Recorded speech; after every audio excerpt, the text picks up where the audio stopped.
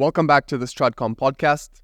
Today we have the privilege of being joined by Ms. Marie-Doha Besancenot, who is the NATO Assistant Secretary General for Public Diplomacy since September 2023. Thank you so much for joining us. Thank you for inviting me, Thomas. Absolutely. So maybe you can first share how you have gotten on in this role. What has the transition to NATO been like? What have been these first 8 months like? Interesting. Well, I have a 10-year experience in the public sector, working on communications mainly with a prime minister from my country. And then I had 10 years of experience in the private sector, doing also that, working on communications, but also public affairs and branding. And of course, with a very different culture linked with the digital marketing, different tools, a different culture of impact assessment of our investments. So the transition was, for me, a very interesting one because I have the feeling I'm bringing together these two sides of my experience. And of course, the timing is very special. And indeed, I think what really triggered my desire to come was the war in Ukraine. Yeah.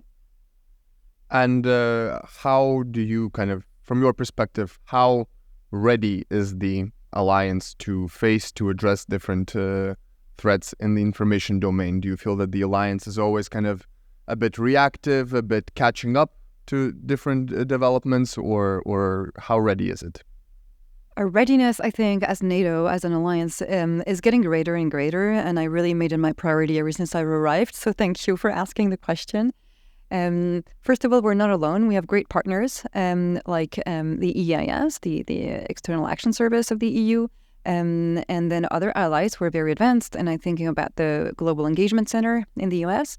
So we build on those existing partnerships, let's say, and we build on existing mechanisms. So one of them is actually between member states inside the EIS. Another one is the G7 Rapid Response Mechanism. And so what we are building right now at NATO is our own rapid response mechanism, or call it what you want. It can be an alert mechanism, but something that is more operational than only best practice sharing. This is our goal, and I think we really achieved that in the past months. We decided to really, really use this year of 2024, the year of many dangers, many elections, anniversaries, the war going on still, to actually test and learn and see how we can leverage the allies' own preparedness, which we see is really, really growing, and both alert each other faster and then also activate our responses faster. So, of course, we are all concerned about the threat of, election interference or, in general, foreign interference in our democratic processes. But what does NATO, which is a military alliance, have to do with that? What role does NATO have in resilience to these threats? It's interesting. So, of course, elections, and you're mentioning this election year, and in particular in the EU elections. So this has been historically the focus of the EU. I would say NATO's focus is slightly different. NATO's focus has always been on NATO perception, NATO's understanding among allied audiences. But of course, NATO has seen these new threats, the risks that are posed by disinformation and how it affects the perception of those audiences. So there's a very acute sense that, let's call it Stratcom or disinformation campaigns, are not just a matter of communications. They're really a matter of national security for each nation. And I think this awareness is now very strong. So what is NATO proposing? Well, I think it's good to refer to Allied agreed language. So the one that's been agreed last summer in Vilnius at the latest summit. Very strong language on hybrid threats, and then specifying misinformation and disinformation, saying that the gravity of those threats was so great that they could have an impact comparable to that of an armed conflict, which is a reason why this could also trigger an Article 5 reaction. So I think the risk assessment is very high. And then a few solutions are proposed, coordinating, anticipating, preparing scenarios together. And then there is a red line, I would say, that is defined. Allies say, ultimately, the decision to attribute an attack in the information space or in the cyberspace relies within nations. It is a sovereign decision. So what can NATO do? To your question, I would say NATO can do a lot. First, serve as a platform for best practice sharing. Second, create those alert mechanisms. What we can do is also amplify what allies are seeing, and it's been done 2 weeks ago, actually, at NATO. There was a NAC, a North Atlantic Council declaration, spontaneous declaration, in the face of 7 major threats targeting 7 allies simultaneously. And Secretary General made a statement about this. So these are all the things that NATO can do. Do you mean like those sabotage and gray zone aggression and this sort of stuff? Absolutely. It was a mixture of many different things. And as you know, these are hybrids. So we see more and more operations which are partly sabotage, something that's happening physically at the heart of our capitals, but together with a big wave of manipulation of information, attributing the act of sabotage to who and who, and creating doubt and questions and polemics and basically national debates. So yes, this was a reaction to that. About these acts of sabotage that we're seeing across Europe, actually, for instance, sabotage of oil pipelines or telecommunications infrastructure, or explosions of warehouses, or in the Baltic states, we were seeing jamming of GPS signals near airports. So threats that are certainly aggressive and destabilizing, but are below the threshold of conventional attack. We can say that we're very concerned and that it's disturbing. What can NATO really do in response? I think we're learning in this respect. What is clear is that we have moved from, let's say, a very comprehensive approach to these hybrid threats to a more differentiated one. And indeed, you're describing sabotage, jamming. We could also talk about weaponization of migrations. We could talk about undersea infrastructure, and then we can talk about disinformation. These are all very, very different threats. But indeed, there is a pattern to all of them. And especially nations with a border, a shared border with Russia, know them well. So I think what we are doing right now is addressing them in a differentiated manner.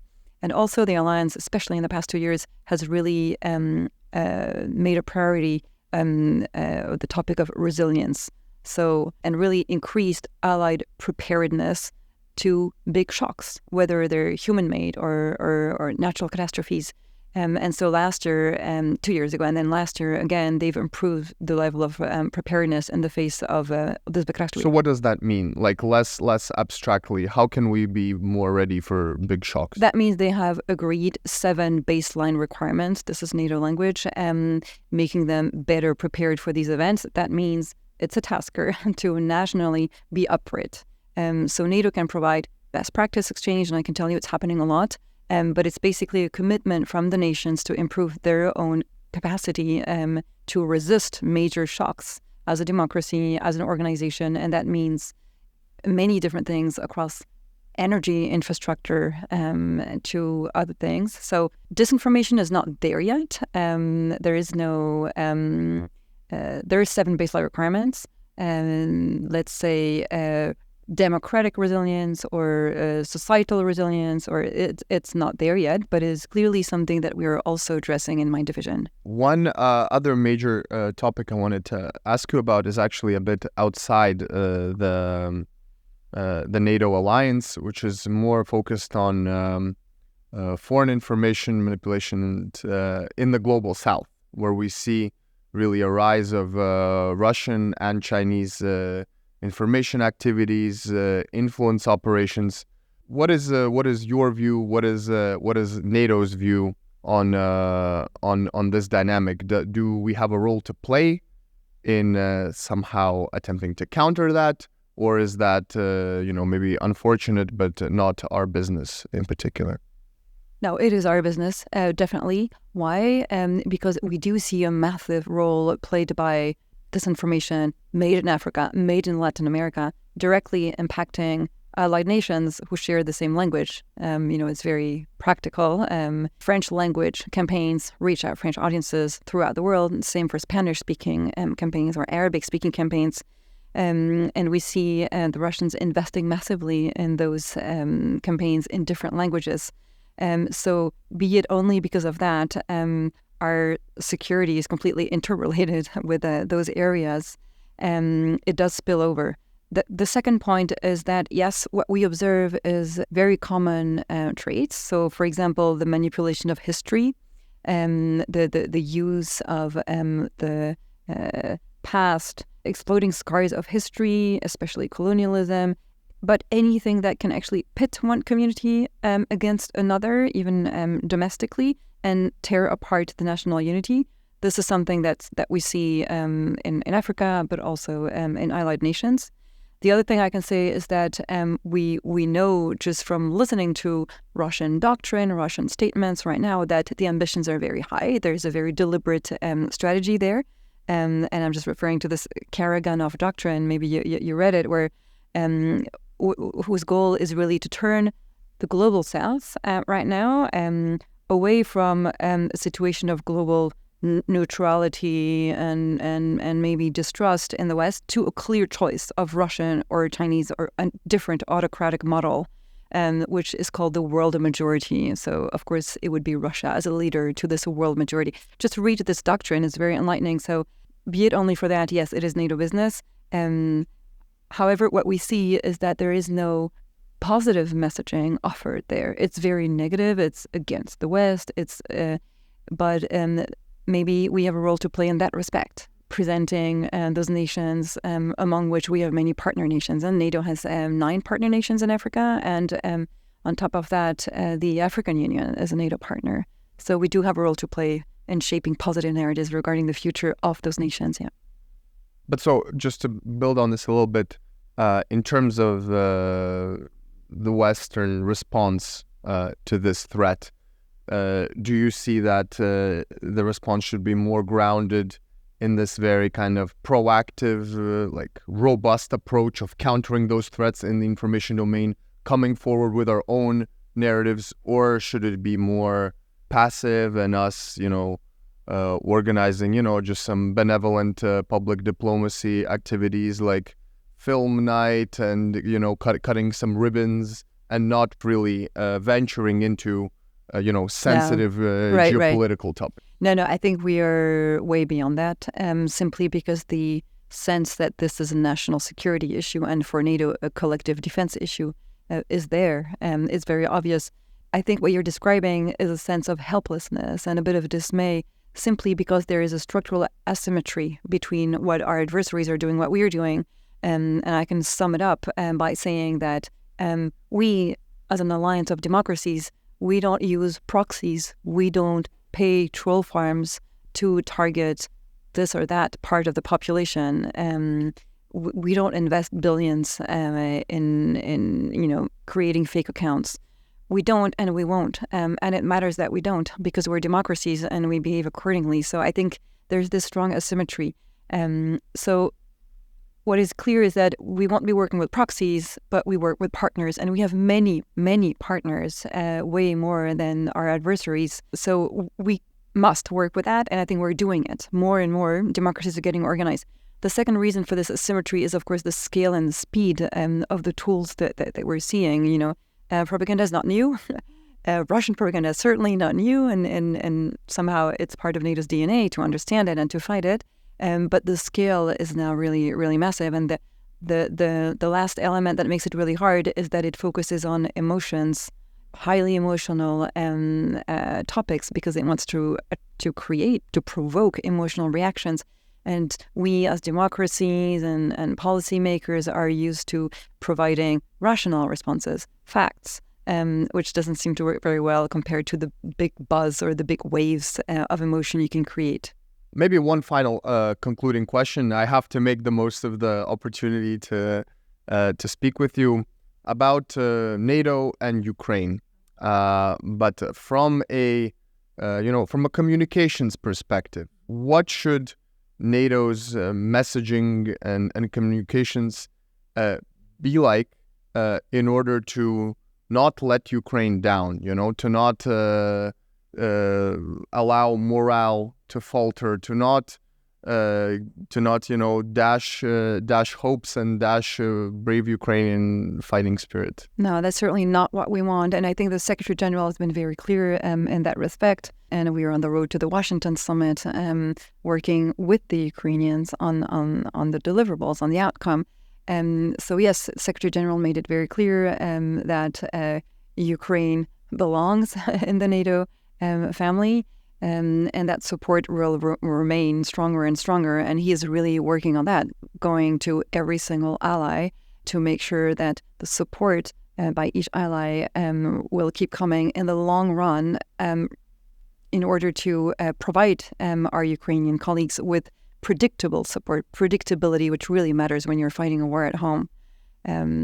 So yes, and the other answer to that is we're working with our Ukrainian colleagues along three lines.